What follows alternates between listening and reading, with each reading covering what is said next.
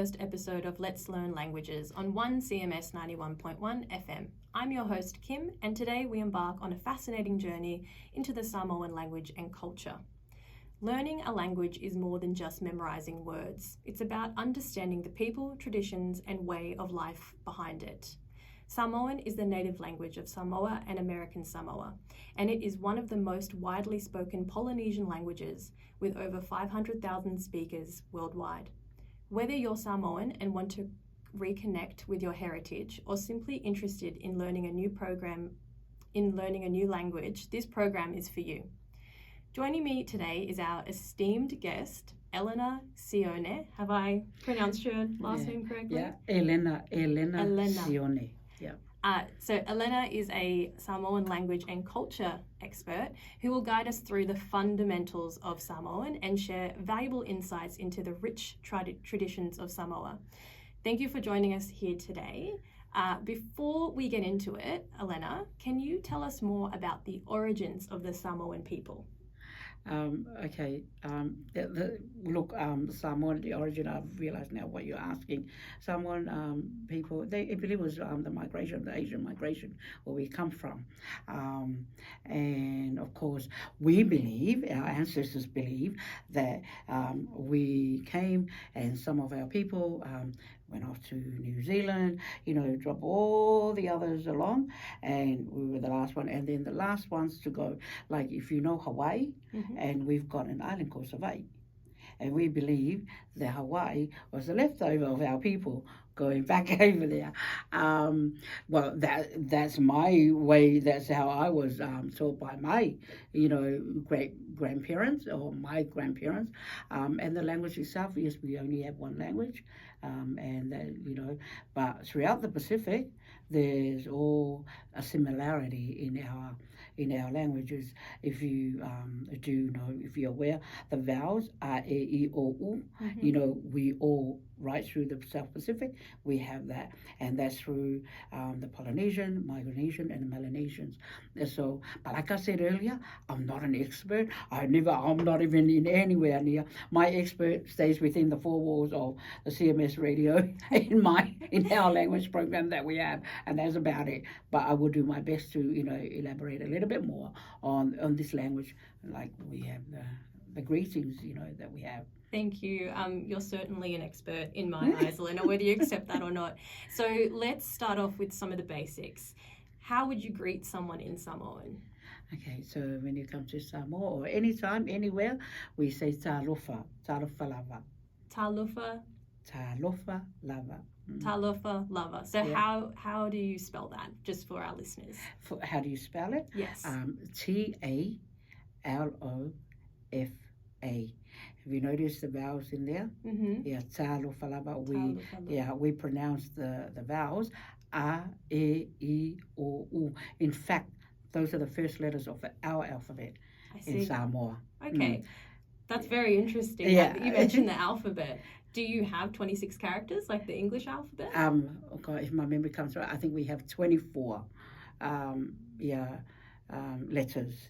I told you I'm not an expert in this, My memory is not serving me right at the moment, but but we do. And those, asu, elefane, so if you go to the Tongan, they also have very similar, but not quite, we also have, I say talofa to you in a manner of visitors, but if we were at home and a friend comes along and we're casually saying, talofa lava Santos, we're using the K, okay.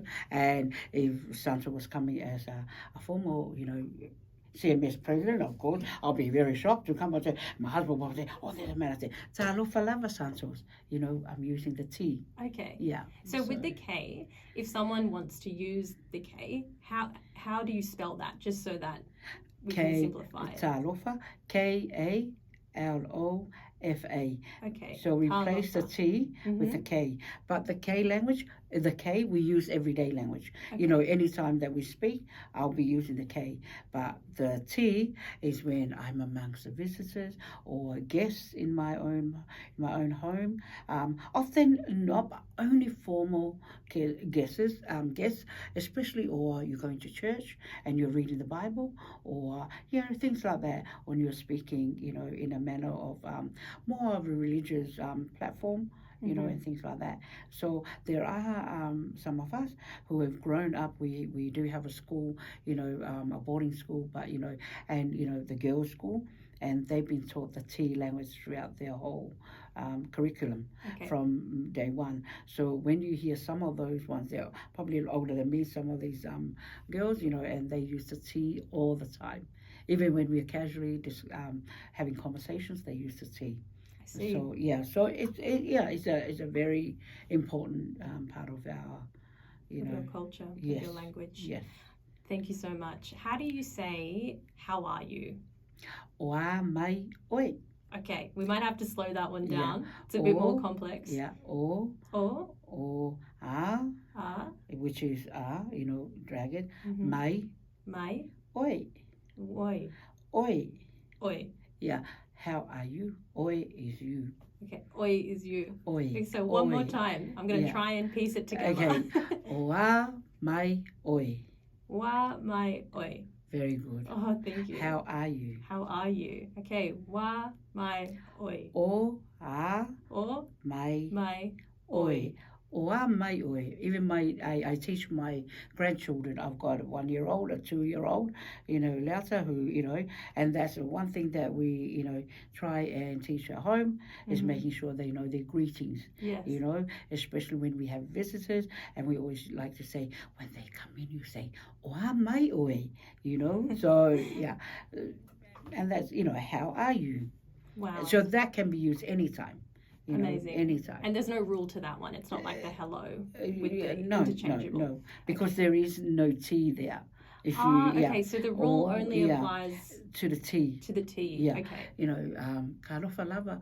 Sunga, sunga means girl, only refers to female, and sunga spelled S-U, no, that's a G. Sorry. So I'm trying to think of a word with the K. Yes. Awangei.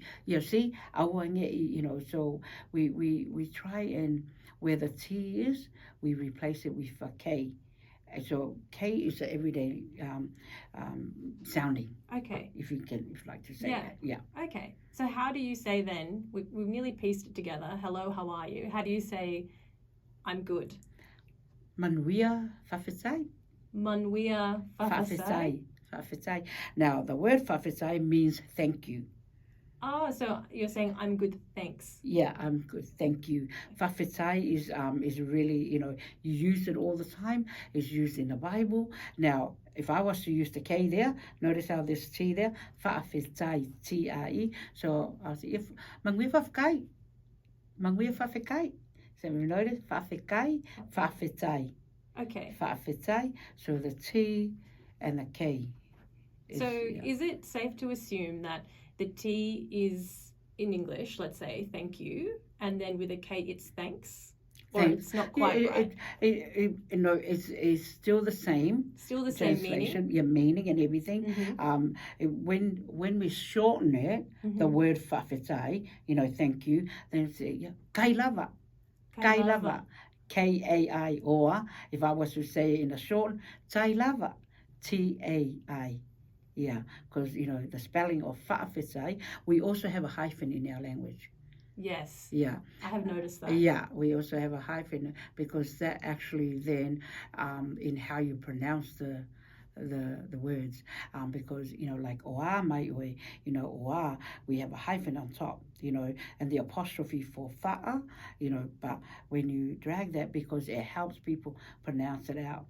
Nowadays, because the English, the American, how the typewriter, don't really give that. But I've noticed that there are some, that have given those languages, I guess it's because of the French language, but our people tend to be a little bit lazy and forget the apostrophe, the hyphen, because I'm an old writer, I always use the. You're a proper writer. I don't think so. Because I was taught that. So by my parents. Yeah. So yeah. So it's the right way.